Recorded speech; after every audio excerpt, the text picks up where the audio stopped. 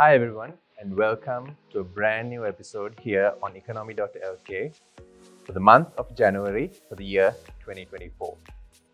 To start things off, we had the IMF staff visit in the month of January, and their initial observations were that the economy is gradually recovering under the current EFF program, and they also commended the government of Sri Lanka on the debt sustainability and restructuring process that's currently occurring.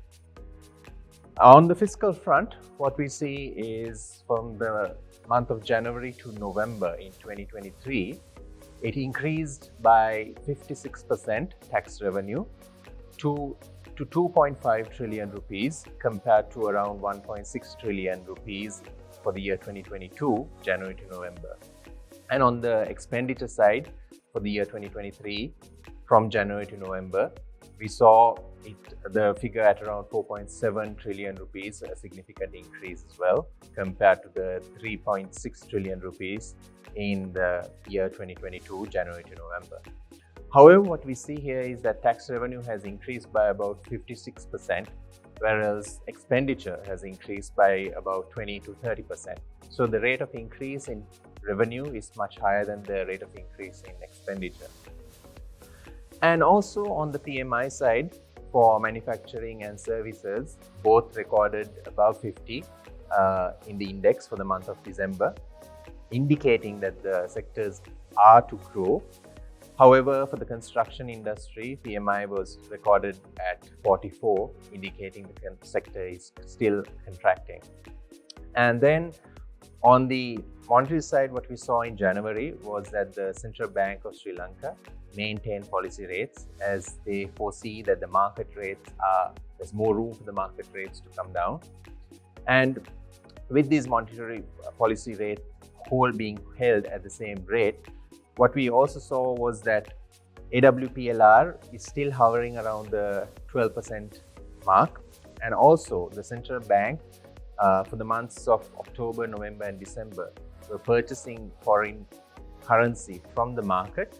And what this resulted in was, for the year 2023, our foreign reserves were at 4.4 billion, almost meeting the target set by the IMF. And what this resulted in was that the exchange rate of the Sri Lankan rupee against the USD on average appreciated about 12% for the year 2023.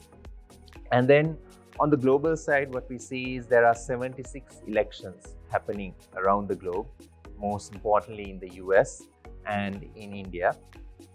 And we also see a lot of destabilization happening in the Middle East with Israel-Hamas war taking place and the Houthi rebels attacking ships that are flowing through the Red Sea.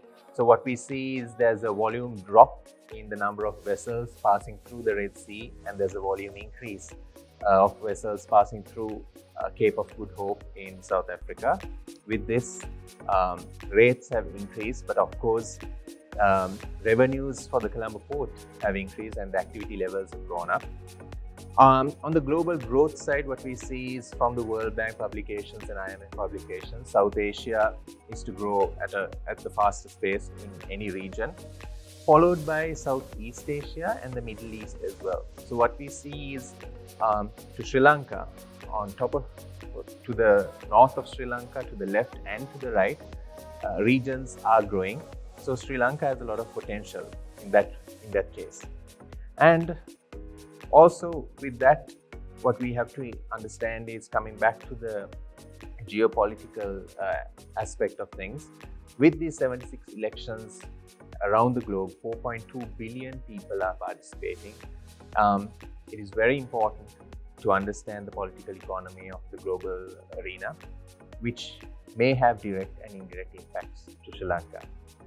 With that, I would like to wrap up. Thank you very much for tuning in, and please do stay tuned in for our next updates for the next upcoming months. Thank you.